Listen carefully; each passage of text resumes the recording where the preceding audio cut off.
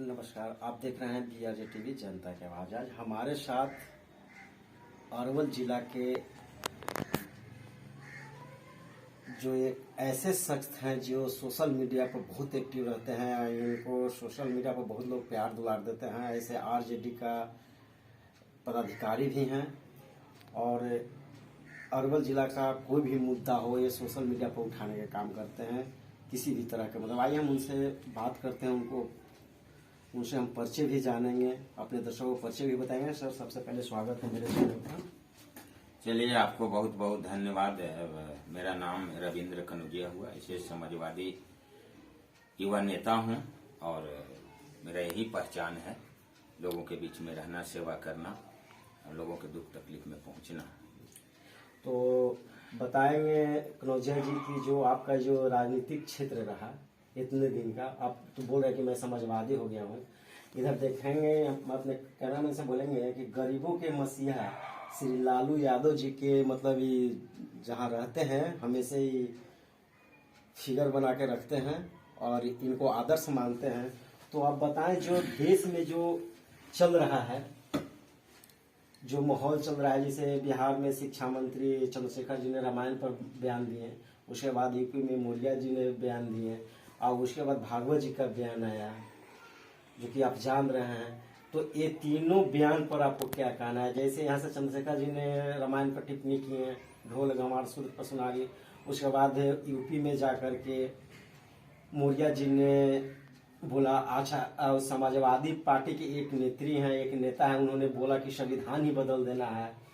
और राष्ट्रीय स्वयंसेवक संघ के मोहन भागवत जी ने बोला कि जाति ब्राह्मणों ने बनाया। ये तीनों मुद्दा पर आपको क्या विचार है? देखिए, निश्चित तौर पर हम लालू प्रसाद जी और मान्यवर काशीराम साहेब, नेताजी मुलायम सिंह यादव या मंडल मसीहा BP मंडल जी, विश्वनाथ प्रताप सिंह जी, तमाम ऐसे लोग जो रहे हैं समाजवादी विचारधारा के, मैं उन्हें आदर्श मानता हूं। रही बात रामचरितमानस की, तो रामचरितमानस में जो हम लोग का मानना है कि जो भी रामायण ग्रंथ है या गीता है, तमाम जो है, मैं उन्हें गलत नहीं मानता हूं, मैं पूरी तरह से खारिज नहीं कर सकता हूं, लेकिन जिसमें आपत्तिजनक टिप्पणियां हैं, ढोल गंवार शूद्र पशुकारी, निश्चित तौर पर इसे ही बदल देना चाहिए। मैं समझता हूं कि समय समय पर जब संविधान में संशोधन होती है तो क्यों धर्मशास्त्र बुलाकर और इस पर बहस होनी चाहिए, बहस का चीज है।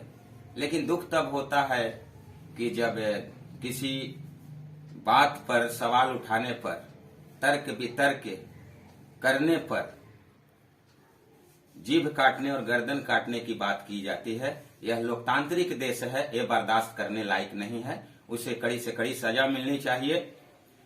और समाजवादी पार्टी के कौन से नेत्री क्या बोली है उस पर हमें पता नहीं है, देखूंगा, उस पर वो बयान दूंगा। और आज जो देश में लोकतंत्र और संविधान को चलने की बात करते हैं, मैं उन्हें साफ साफ संदेश आपके टीवी चैनल के माध्यम से देना चाहता हूं कि 90 के बाद एक देश में जो परिवर्तन का लहर चला, सामाजिक न्याय का झंडा बुलंद हुआ, सारे जो बहुजन लोग हैं उनमें जागृति हुआ है।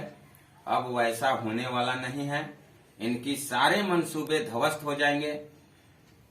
मोहन भागवत ने निश्चित तौर पर बात सही कहा है कि जात पात वर्ण व्यवस्था जो है ब्राह्मणों ने बनाया, पंडितों ने बनाया, तो इसे स्वीकार करना चाहिए। संयोग कहिए कि यह बात मोहन भागवत ने बोला, अगर गरीब, दलित, अति पिछड़े, अल्पसंख्यक के कोई लीडर बोल दिए होते तो देश में तूफान आ जाता, आग लग जाती। तो कैसे तूफान आग लग जाता?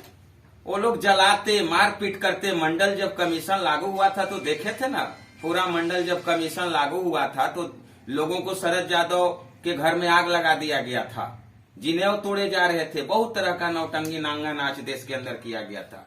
जब हम लोग को आरक्षण जब मिला था, मंडल मसीहा जब BP सिंह और जो है से कि मंडल कमीशन के जो कर्ता धर्ता थे, उन्होंने जब हम लोग के मंडल कमीशन सिफारिश किया और संसद में शरद यादव, आदरणीय लालू प्रसाद और नेताजी मुलायम सिंह से लेकर तमाम रामविलास पासवान जी, इन्होंने जमकर बहस किया था इस मुद्दे पर। मेरा कहने का मतलब है कि मोहन भागवत के बयान से बहुत ज्यादा खुश होने की भी जरूरत नहीं है। सच्चाई लबों पर आ जाती है। ये सच्चाई था कि जात पात ब्राह्मणों ने बनाया था, लेकिन देश का सबसे बहुत बड़ा वो संगठन है, आज इसी देश पर कब्जा किए हुए है, न कि भाजपा शासन चला रही है। भाजपा केवल, मेरा मानना है कि भाजपा केवल मुखौटा है और लगाम आरएसएस के हाथ में है। तो इस चीजों से हम लोगों को सतर्क रहना है। कहीं न कहीं दलित, पिछड़े, ओबीसी को रिझाने के लिए मोहन भागवत जी बयान सोची समझी साजिश के तहत दे रहे होंगे। वो जान रहे हैं कि पंडित जाएगा क्यों, क्योंकि देश भर में मूल निवासियों की, बहुजन परिवार की आबादी सबसे ज्यादा है, पंडितों की आबादी बहुत कम है। तो पंडित नाराज होगा भी तो जाएगा कहां। इसलिए ओबीसी का हम और दलितों को अपने पाले में कर लेंगे तो फिर से सरकार बना लेंगे। ये सोची समझी साजिश है। इस पर जो है बड़े नेताओं को, जो समाजवादी विचारधारा के जो नेता है, सोशल जस्टिस की जो बात करते हैं, उनको इस पर सतर्क और सचेत रहना होगा। बाकी हम लोग नीचे स्तर पर जो लोगों से बन रहा है, हम लोग जागृत कर रहे हैं। उसका भरम जो फैलाया जा रहा है उसके लोगों के द्वारा, इसमें ये जो दोहा है, इस चौपाई में संशोधन ताड़ना के मतलब शिक्षा बताया गया। अब जो संशोधन हुआ है, चल रहा है सोशल मीडिया पर कि इसको ताड़ना के मतलब शिक्षा बता दिया गया है। तो ताड़ना के मतलब क्या होता है? देखिए, रामायण और महाभारत में हम विशेष रुचि नहीं रखता हूं और न उस पूरा ग्रंथ को मैं पढ़ा हूं।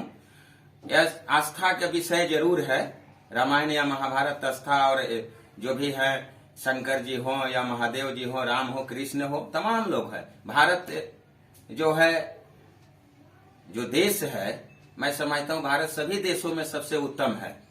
और यहाँ एक से एक इस धरती पर महापुरुषों का जन्म लिया है। संत रैदास से लेकर रामकृष्ण परमहंस स्वामी विवेकानंद से लेकर बहुत बड़े बड़े लोग, यहाँ जगदेव बाबू से लेकर जननायक कर्पूरी ठाकुर तक, डॉक्टर लोहिया से लेकर बीपी सिंह जैसे लोग, दलितों को मंदिर में प्रवेश दिलाने वाले बिहार के केसरी श्री बाबू भी यहाँ इसी धरती पर जन्म ले। तो मेरा कहने का मतलब है कि रामचरितमानस में तो जो ताड़न शब्द है, ताड़न पर आजकल बहस चल रही है, जो कि ताड़न का सही अर्थ मारना पीटना है।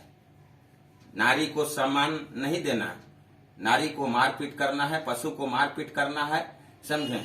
तो अब इस पर बहस छिड़ा है। तो गीता प्रेस सुनने में आ रहा है कि जो ताड़न को बदल के जो है शिक्षा कर दिया है। देखिए, आज बहुजनों का मांग, जो चंद्रशेखर जी ने शिक्षा मंत्री बिहार के, जो चिनगारी जो लगाई, और ये चिनगारी यूपी में जल रही है 16 बनकर, तो निश्चित तौर पर आने वाला समय में बहुजन को ये फायदा होने वाला है। हम लोग पढ़े लिखे लोग हैं, जागृत हो रहे हैं, बहुजन परिवार भी सारे लोग पढ़ लिख कर जागृत हो रहे हैं। बहस होनी चाहिए इस मुद्दे पर। पोस्ट पढ़े थे फेसबुक पर कि आप बोले हैं कि मैं अभी मृत्यु भोज में नहीं जाऊंगा। आखिर क्या कारण, क्या मृत्यु भोज? देखिए, निश्चित तौर पर मृत्यु भोज जो है वो सामाजिक बुराई है। मैं मृत्यु भोज को नहीं मानता हूं। कई मौके पर मृत्यु भोज में मैं जाता हूं, हमें इच्छा नहीं करता, लेकिन एक राजनीतिक और सामाजिक कार्यकर्ता के नाते और शरीक होना पड़ता है। मेरा निजी तौर पर मानना है कि मैं दुख में शामिल होऊंगा, मैं अर्थी को कंधा दूंगा, मैं किसी भी प्रकार के दुख है मैं शामिल होऊंगा, लेकिन मृत्यु भोज हमें नहीं अच्छा लगता। मैं इसका छोड़ने के लिए ही मन बनाए कई बार, लेकिन अगला आदमी नहीं सोच पाता है। हम कई जगह इस मौके पर बोला और बात को भी रखा कि एक तरह से ये जो मृत्यु भोज है एक समाज पर अतिरिक्त बोझ है। आपको बता दूं कि राजस्थान में सरकारी तौर पर मृत्यु भोज पर रोक लगाया गया है। मैं समझता हूं कि बिहार सरकार को या बड़े नेता जो है हमारे राष्ट्रीय जनता दल को हो या तमाम बहुजन परिवार के नेता हो, इस पर खुलकर आगे आना चाहिए। क्योंकि वो लोग बोलेंगे तो निचला स्तर पर हम लोग को मृत्यु भोज बंद करने में आसानी होगा। क्योंकि हम लोग क्या होते हैं ना कि बड़े गांव के लोग जो हैं पैसे वाले और मृत्यु भोज करा देते हैं। हम छोटे लोग अगर मृत्यु भोज नहीं कराते हैं तो वही लोग ताना मारते हैं, राह नहीं चलने देते हैं कि देखो अपना बाप के कार्य में खिलाया नहीं, ऐसे ही कर दिया। जब वो छोड़ेंगे तो हम लोग एक उदाहरण देंगे। जब बड़े नेता नहीं करेंगे तो एक उदाहरण देंगे। पूजा पाठ तमाम लोग है, ये आस्था का केंद्र है, मानने की चीज है। हम भी आज 17-18 साल से नहीं जाता था किसी मंदिर मस्जिद में। मेरा मानना निश्चित तौर पर है कि अगर आप बहुजनों में बदलाव लाना चाहते हैं, 85% लोगों को अगर बदलाव देखना चाहता, तो मैं सवर्णों को गाली नहीं दूंगा, मैं किसी देवी देवता और धर्म को गाली नहीं दूंगा। खुद को बदलाव कीजिए, जहां आडंबर है उसका खुल का विरोध कीजिए। मेरा ये निजी तौर पर मानना है। सवर्णों को हम क्यों गाली दें?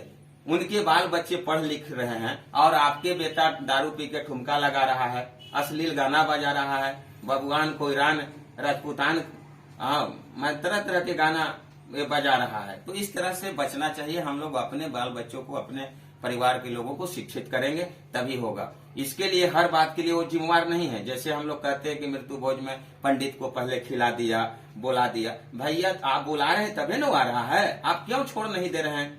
मैं तो देखता हूँ कि भूमिहार समाज में उन लोग का ही जो है से बिरादरी के लोग पूजा पाठ भी कराते हैं, श्राद्ध भी कराते हैं, कर्मकांड भी करवा रहे हैं, जग भी करवा रहे हैं। तो क्यों नहीं बहुजन परिवार में पढ़े लिखे लोग हैं, यादव समाज में भी बहुत सारे पढ़े लोग, कर्मकांडी लोग हैं, जानकारी है। तो मेरा कहने का मतलब है कि अपने ही जात बिरादरी से शादी विवाह कराए, एक मैसेज दे। इतना जल्दी जो कुरीति है मिटने वाला नहीं है। जैसे कि विकास भोजपुरिया एक है, हमारे मित्र हैं, वो बोल रहे थे कि हम अपने शादी में जो है ब्राह्मण को नहीं बुलाऊंगा, हम बौद्धिक रीति से अपना शादी ब्याह करूंगा। और एक बैग, ये अगर 100% कुरीति है तो आप चाहिएगा कि 100% बदल देंगे तो नहीं होगा।